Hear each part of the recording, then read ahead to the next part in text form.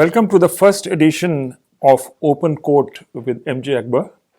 Mr. Akbar needs no introduction, but I'm tempted to say that he's one of the leading intellectuals of our country. Today we will be talking about Tablighi Jamaat and its implications. That's the banning of Tablighi Jamaat by Saudi Arabia and what it implies to the world, to South Asia, to India specifically, and to the people of the region. Why is it significant, the banning of the Tablighi Jamaat, especially by Saudi Arabia? For two very good reasons. One, Saudi Arabia has been acknowledged as one of the centers of the faith, which has commands the respect of most of the Ummah, certainly of most of the Sunni Ummah. And second, of course, because it is a specific action against a self-declared an organization whose objectives are to purify Muslims and make them closer to Islam. The wording of the ban is extremely important. I see. It describes the Tabligh as one of the gates of terrorism. Now, this is a very significant phrase. And we have to understand why precisely the Saudis did not take this decision in a hurry. They don't actually ever take any decision in a hurry. That's true. The head, Maulvi, the Grand Mufti, in the past has also said that and accused the Tablighi of bid'ah, and actually even more so of shirk. That means of deviation. Now that's a very, very important doctrinaire, well, one might even say condemnation of this sect. And why is that? After all, on paper, what does the Tabligh, which was started, I think, 1926 or 1927 by Maulana Ilyas, right here in India, and it first began work in Mewat. Why in Mewat? Because Mewat, they were the Meo Muslims who were ethnically Rajputs and retained a very plural culture. Okay. What precisely then is the objective? On paper, what is it? On paper, they say kalima, which every Muslim, I am a Muslim, kalima is essential to my faith. They say salah. Salah is one of the fundamental requirements of Islam, which is namaz, prayer. They say ilm o zikr, which is knowledge, and it's expounding knowledge. And here I begin to have my first doubts, because it was said of Maulana Ilyas that he had more zeal than knowledge. Yes. And the other aspects of their program is Ikram, which is of Muslims, then Ikhlas, which is intention, and then of course Dawah, which is preaching. They proselytize us. But they do not proselytize with non-Muslims.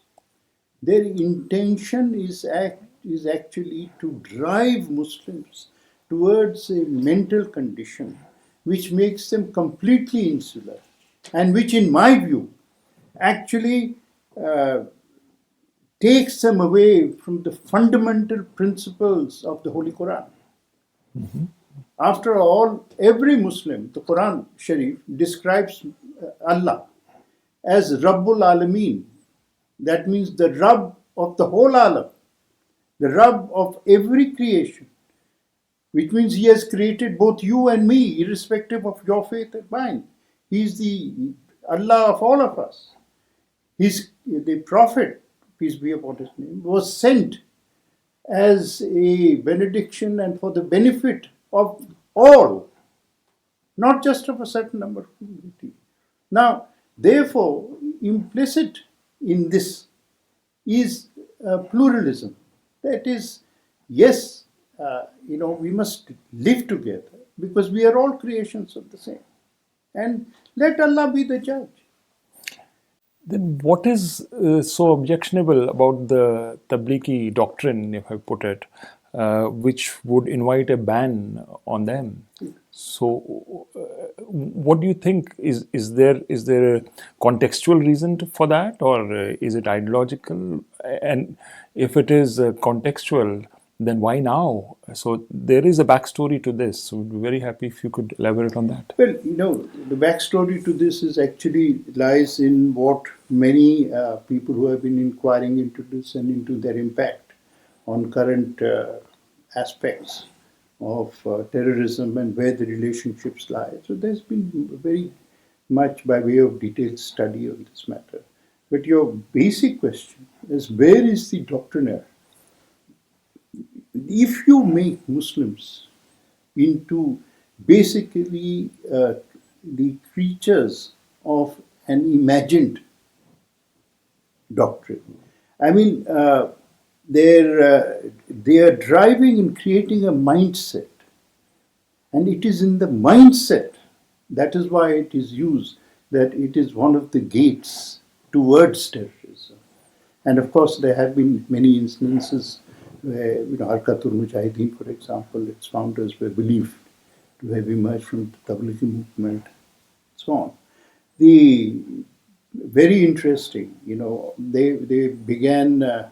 Maulana Ilyas, I think, died in 1945. 45. Yeah, and the first mission to Hejaz, which is in the west and very famously Hejaz in Saudi, went in 46. So their missions to Britain began early, 48, because they had familiar people there. Then to the in France in the 1960s because of the Algerian there. And they went to America in the 1970s. Then after the fall of the Soviet Union, they began going into Central Asia. In 2009, the Russians went there. Today, three major Central Asian nations, Muslim nations, have went there. Each place because they were turning Muslims into into people with just a complete inability to live with any other. That living with any other community, whether it any other non-Muslim community, was akin to a sin. And turning some of it is completely, actually the word that has been used is fictitious, because according to their hidayah, they would say, oh, you must step into the bathroom with the left floor, and you must, I don't know. The personal conduct has to be something conformed which to is imagined and which is fictitious, which has really been created. And then actually in the Saudi, there are also questions. I'm not saying anything more than that on whether it actually interferes with the doctrine of Tawheed, which is the unity, and non-glorification, that you must not glorify man, because we are all creatures and creation, so we can be nowhere near the Creator. Would you say there's a clash emerging in Saudi Arabia between the Tablighis and the Wahhabis? Well, the Tablighis and Wahhabis are less the story, frankly. I think Saudi has taken this decision in the context of a worldwide fact, right? There are supposed to be about 350 to 400 million members, although I don't think they keep a membership roster. But this is the number. Yeah. Now, this sounds, they're supposed to be 1.5 billion Muslims. I mean, estimated to be 1.5 billion Muslims. So this is a significant number, 400 million.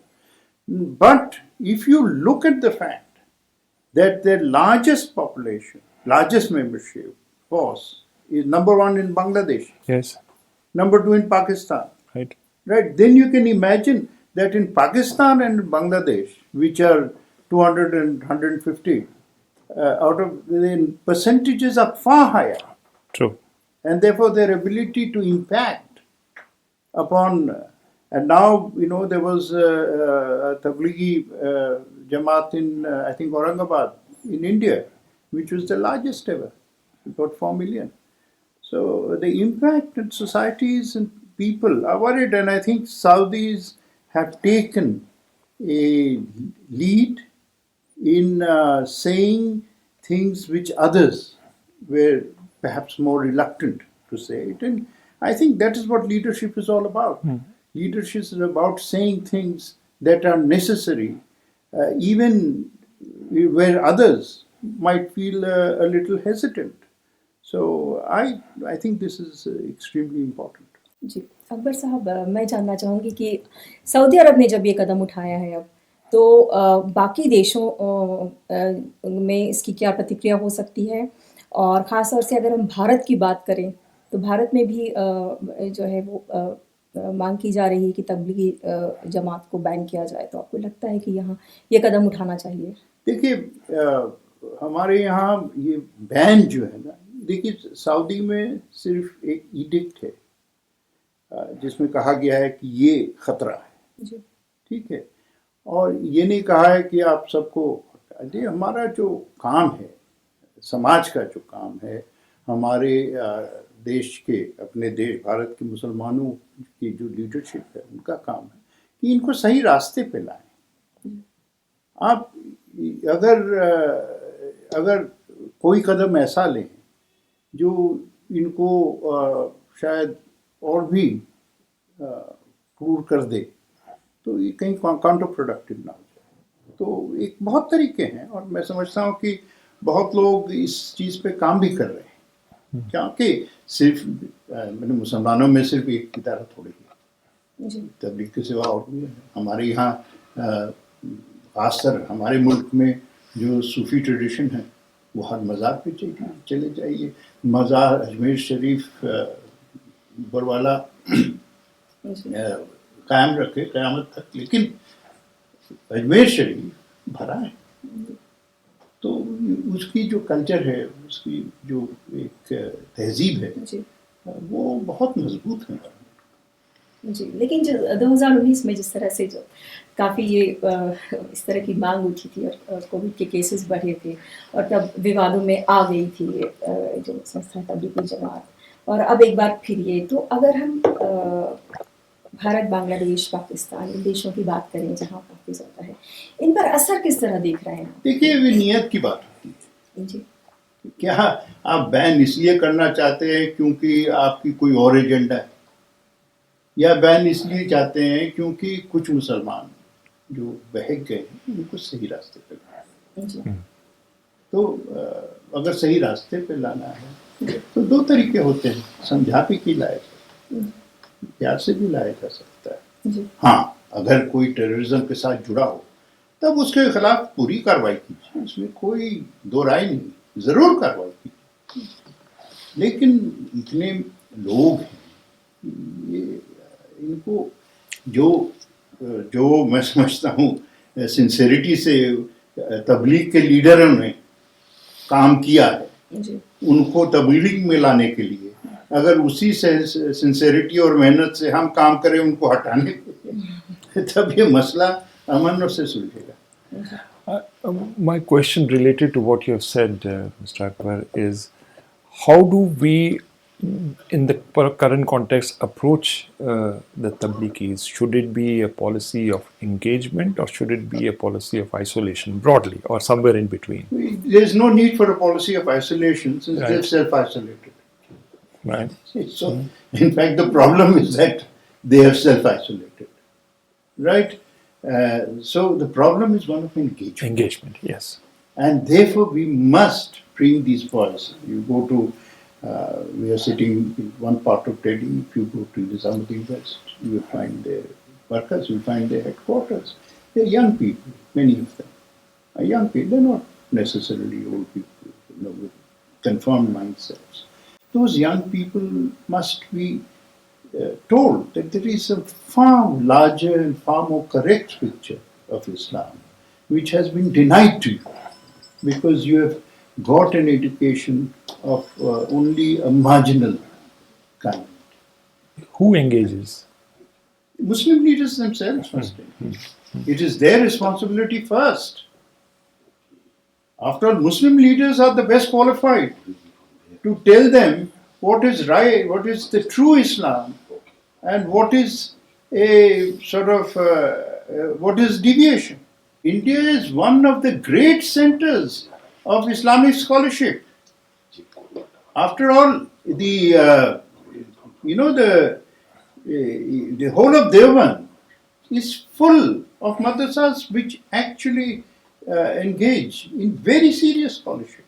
We have some people have I think a wrong notion Yes, of obviously. जैसे तो उसमें बहुत कुछ है जैसे एक बहुत बड़े इलाके में कई किस्म के लोग होते हैं many kinds of people, but broadly it is a place of great scholarship, and therefore it is extremely important that let others of the Barelvi movement, let others in the who in charge of the shrines and so on. मेरा एक सवाल था कि देवबंद ने Saudi अरब के इस कदम की आलोचना की है. उन्होंने कहा है कि ये जो है इस पर दोबारा विचार किया जाए. इसको आप किस तरह लेते हैं? भाई अपने Deoband, we are a free country, मतलब आज़ाद मुल्क है, सबको अपनी राय देने की आज़ादी है. मैं तो कहता हूँ कि देवबंद के ही जो आलिम हैं उनसे मैं अपील करता हूँ कि आप ठीक है स्टेटमेंट देते रहें, लेकिन ये भी तो काम करें. ये समझाए कि रब्बुल आलमीन का मतलब क्या होता है. आखिर जो हमारे 1000 साल से जो सूफी सेंट्स हैं, राइट, उनको आप माने ना माने अलग बात है, लेकिन उन्होंने जो कहा है, जो हमें तालीम दी है, जो अपने रहन सहन से उन्होंने जो सिखाया है, वो तो कम से कम सिखाएं. ख्वाजा मोइनुद्दीन चिश्ती की जो जिंदगी है वो भी तो इस्लाम के इतिहास की है. Thank you so much for the insight. Such a pleasure talking to you. Thank you very much. बहुत बहुत शुक्रिया आपका.